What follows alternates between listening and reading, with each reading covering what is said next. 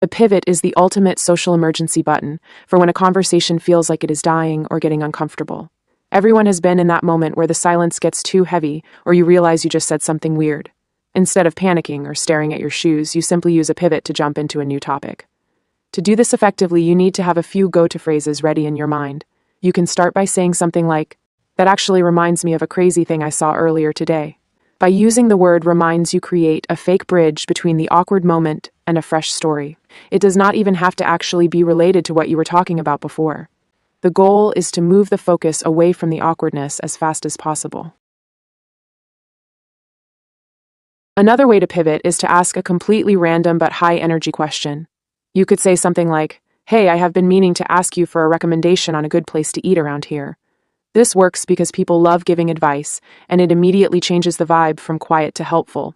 It also puts the ball in their court so they have to speak, and you can take a second to breathe. You should also look at your surroundings for inspiration if your brain goes blank. You can point at a piece of art or a weird item in the room and ask if they have ever seen anything like it. This is called a physical pivot because you're using an object to distract from the tension. The key is to speak with confidence and act like the change in topic is totally natural.